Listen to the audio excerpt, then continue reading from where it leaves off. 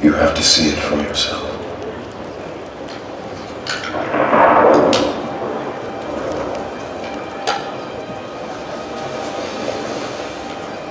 This is your last chance. After this, there is no turning back. You take the blue pill, the story ends. You wake up in your bed and believe whatever you want to believe. You take the red pill, you stay in Wonderland, and I show you how deep the rabbit hole goes.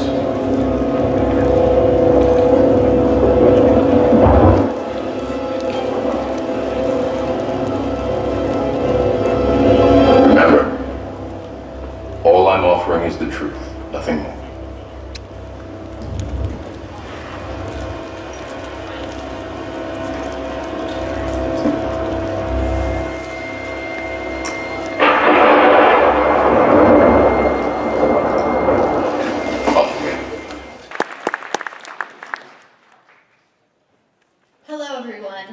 I'm Millie, I'm a reporter for InfoWars, and I am proud to be here amongst all of you wonderful red-pilled Americans. So thank you guys so much for coming out. But here's the real thing. The mainstream media is out there daily, every hour, every minute, putting out fake news. And our fellow Americans are believing it. They're essentially dosing them with the blue pill over and over and over again. So we have to really figure out, how can we red pill our brothers and sisters, our neighbors? That's the real thing. 3 days ago, the federal government debt was $19.95 trillion. As of March 25th, it was $19.8 trillion. As of January 11th of this year, it was $19.956 trillion. As of August 16th of 2013, not quite 4 years ago, it was $16.9 trillion. Our debt has gone up over $3 trillion in less than 4 years. At $61,000 per person, $165,000 per taxpayer. It's $444 billion in interest. It's $14,000 per second in interest. The debt has increased over $9.3 trillion since 2009. The total unfunded liabilities in this country is $106 trillion. What I'm going to tell you is that not only are those numbers astronomical and actuarially impossible to pay back, with our government most likely looking to either inflate our way out of it or we're going to default. But what that does is it covers up a lot of really bad policy in this country. When we have a government that can engage in and can spend this kind of money with no consequences, what they do is they fund things like studying shrimp on treadmills. And what they also do is they harass their citizens, because they have to find every way possible to drag money out of us. But where does all that money go? Let's just look at the California example, and I use California, but this actually applies to the federal government as well. California has essentially the same major water infrastructure today with a population of 40 million that it did in the 1960s when it had a population of 16 million. Now, we've been hearing for years about the terrible drought out in California, and yes, there's been some dry years, but much of California is a desert. But the reality is the leaders in California have not been building the infrastructure necessary to meet the demands of their citizens, so they use an excuse such as a drought. California has the nation's largest tax base. California is not spending its money on infrastructure, just as the Federal Highway Department does not spend its money on highways, and the Department of Defense does not spend its money on aircraft carriers, military bases, and tanks. California's government, like the federal government and most other state and local governments, spend its money on salaries, benefits, pensions, and other forms of employee compensation. It is estimated that something between 1/2 and 80% of California's state and local spending ultimately goes to employee compensation. Now, why is that significant? Because if you are a regulator, if you are a federal employee, your number one job is to protect your job. And when our government is spending this kind of money, not on infrastructure, not on providing water, not on providing highways, not on protecting our national forests, but on employees, you can see that our business model at some point will collapse. So let's go back to 4th grade. Let's go back to the basics. Let's go back to our Constitution. We have 3 branches of government. Our legislative, our Congress, and the state legislatures, they write the laws, right? The executive branch, they're just to carry out the laws. The executive branch should be the weakest of the 3 branches of government, and the judicial is to interpret and enforce the laws. So why do we have all these federal and state agencies? Well, let's talk about the real governing class. In 2009, Congress passed 125 bills, and there were over 3,500 regulations adopted by federal agencies. In 2010, Congress passed 217 bills, and there were 3,573 regulations adopted by federal agencies. We'll drop down to 2013. Congress passed 72 new laws with 3,659 new regulations going into effect. That is 51 regulations for every law with a new rule every 2.5 hours. In 2014, Congress passed 296 new laws, 3,541 new regulations, and by this point, the Obama administration had pushed through 21,000 regulations by the end of 2014. By 2016, Congress passed 214 laws with 3,853 new regulations, an 18-to-1 ratio. The average over the last decade has been 27 new regulations for every law passed. But here's the problem. Agencies do not answer to the voters. So the unelected end up doing the majority of the lawmaking, because every one of these regulations have the full force and effect of law. What I want to say is we are not a democracy, we are a republic. Amen. We are a representative form of government, and if our representatives do not do what we want them to do, we can fire them, and we should. We have elections for a reason. But just ask anyone who's gone through the VA system how effective we are at firing federal employees. It is nigh on impossible. So what we have is our elected officials are allowed to avoid making difficult decisions. And I cannot tell you, coming from Wyoming, I know my representatives. My father was in the legislature for many years. I testified before the House and the Senate committees quite regularly. I know our governor, I was in law school with him. I know our congressional representative, Liz Cheney, and I know our 2 senators quite well. And I cannot tell you the number of times that they talk about those damn agencies. Those agencies should not be doing this. The EPA is out of control. Why do these agencies do this? They are the ones that have the power to change it, but they don't. Right. And they don't want to.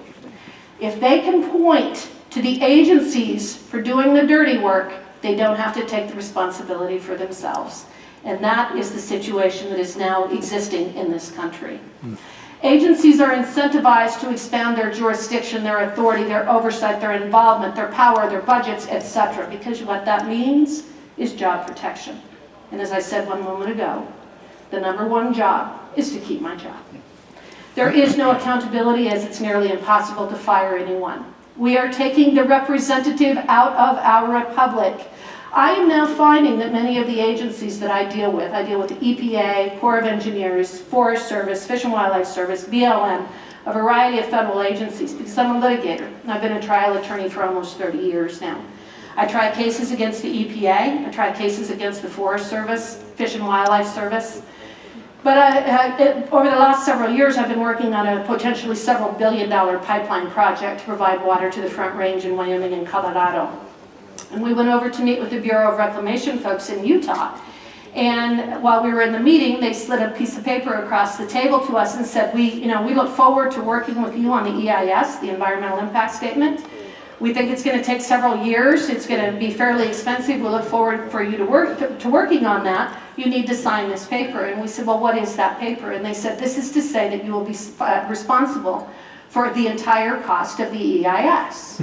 Well, the EIS could cost tens of millions, hundreds of millions of dollars because of their business model. Because the reason I say that is these agencies have now found a way through permitting costs to self-fund. By statute, it is the federal agency that is required to do the EIS. If they put that burden upon the project proponent, then it is the project proponent that has to fund that. But here's the important part. At that point, what incentive do they have to reduce the cost of that EIS or to get it done quickly? We have actually created a business model with our federal agencies that they have every incentive to delay, and to increase that cost to the maximum amount possible, because we're funding the employees. We're keeping people in those offices. We're increasing their power. We're making sure that they cannot be fired. The entire foundation of what we are doing with our regulatory regime anymore has failed and will continue to fail as long as these agencies are allowed to take this approach. Here's something else that they're doing. They're using penalties to self-fund. Under the Clean Water Act, if you violate the Clean Water Act, the agency can assess fines against you of up to $37,500 per day. I defended a gentleman a couple of years ago who moved an irrigation ditch on his own private property, affected 2.1 acres of land, and was sued by the EPA for violation of the Clean Water Act. At one point before we went to trial, he was facing fines of $65 million. That's not a regulatory agency, that's tyranny. Right. Yep. And it's our legislators, our representatives, that have allowed those agencies that kind of authority, and it needs to be changed. The USDA actually has a regulation related to bunnies for people who have magic shows. And if you use a bunny in your magic show, you are required to have an evacuation plan. In case of, you have to have a rabbit disaster plan for flooding, earthquake, landslide, mudslide, avalanche, wildfire, intentional attack, and others. And a gentleman in Texas was doing a magic show, and he was confronted by a USDA inspector, and she slapped him with a penalty because he didn't have an evacuation plan. I mean, he thought she was kidding. So she came up and she's like, "Where's your evacuation plan?" He's like, "Well, if there is a tornado, I'll take the bunny with me." Not good enough. So he kept kidding with her, and he finally did get into trouble over this because he did not have an evacuation plan for his bunny. He now does. Let me ask you, we have a government that I showed you those numbers earlier. We're $19.9 trillion in debt, and we have somebody from the USDA that's enforcing bunny permits. That's really that's a bizarre situation. Yeah. An economically significant rule is one that has an impact of over $100 million. And agencies are not required to disclose the cost of a regulation unless it's going to have an impact of at least $100 million. But it's the agencies themselves that report that, and you may find this very shocking, but they have studied it and they have found that on average agencies underestimate the cost of their regulations by 40%. So whenever you see a $100 million regulation, you can assume it's going to have an impact of a minimum of $140 million. We should never give agencies the authority to impose a cost upon our citizens, upon us. Costs of $100 million with absolutely no oversight whatsoever. Yet that's the current state of affairs. That's wrong. The federal government is open approximately 250 days a year, and it equates to one major federal regulation every 3 days, which are two per week. As of August 9th, 2016, Obama had done a record-breaking 600 economically significant rules, minimum of 100 million each. 194 million hours of additional paperwork. It would take 97,000 employees working full-time, 2,000 hours per year to comply with the new federal regulations. The hidden burdens, now this is the cost, and this is the thing that the federal government is always trying to hide from us. You will not find this reported out of the federal government, although they are required by law. OMB is required to publish this information. They haven't done so since 2008 when it became so controversial when we found out that the regulations were $1.75 trillion. So there are other entities that have done it. Right now, the estimated total cost of regulations as of 2015 is $1.948 trillion per year. In 2014, if U.S. regulations were a country, they would have been the 10th largest economy, ranked between India and Italy. This is a hidden tax. The federal regulation is a hidden tax that amounts to almost $15,000 per household per year. APA regulation of carbon cost 500,000 jobs, $7 trillion impact to our economy, and there will be no significant impact on reducing global greenhouse gas emissions. This makes no sense. And this is when you know that this is about control and dictating what we can do, and has absolutely nothing to do with the environment. So-called clean power plan at a cost of $7.2 billion a year, according to the EPA, they did not anticipate that this proposed rule will result in notable CO2 emission changes. That's according to the EPA. They recognized it would have no impact whatsoever. Despite the cost, the rule will do nothing to mitigate global warming.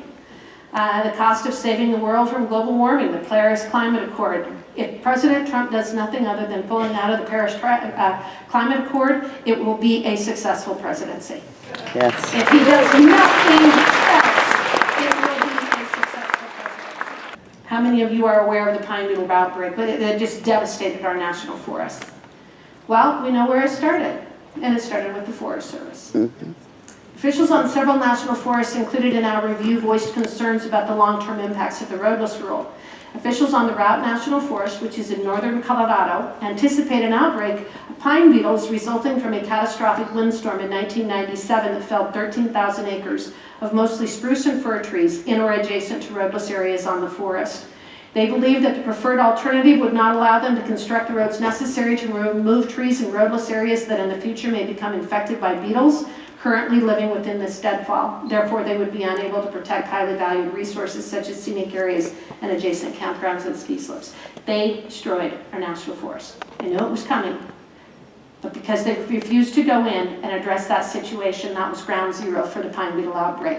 This was what the Forest Service responded. They also believe that national ecological and social values associated with keeping roadless areas roadless outweigh local adverse impacts associated with not constructing a road in a roadless area. In other words, we want a rule coming out of Washington, D.C. We don't care what it does to this natural resource on the ground. So these regulations are not just don't just have monetary impacts, they have real life environmental impacts. There has been a congressional incentive to turn a blind eye, and we need to address this with our representatives. Our senators and our representatives need to fix this, and they can, and I'm going to give you two solutions. I'm going to get through these pretty quickly. Many of you are already aware of President Trump's regulatory reform. We need to support this. We need to make sure that our representatives know that we support this, and we need to let the Trump administration know that we support this. This is absolutely critical that he succeed. If he succeeds on this, he will have a lasting legacy that far outweighs most of his predecessors. It is so critical that we get this done. What can Congress do? Pass the Midnight Rules Relief Act. They can also pass the Reins Act, which I can talk to you about individually, but it prohibits significant new rules unless both houses of Congress approve them. And then finally, we must force Congress to adopt the Regulation Freedom Amendment. Whenever 1/4 of the members of the U.S. House or the U.S. Senate transmit to the President their written declaration of opposition to a proposed federal regulation, it shall require a majority vote of the House and Senate to adopt that regulation. If we did this and nothing else, we would change the trajectory of this country for so many of the things that everybody else has been talking about today. Whether it's in the medical industry or it's in the ag industry or whatever it may be, this is probably one of the most important things that can get done in the next few years. We all can work on this, but one of the things we've got to make sure is that our elected representatives understand that they represent us and they can no longer make these agencies the scapegoats. They need to suck that power back out of these agencies and start asserting their own authority. Mm-hmm. If you have 10,000 regulations, you destroy all respect for the law. I think that's pretty obvious here, isn't it? Mm-hmm. Thank you.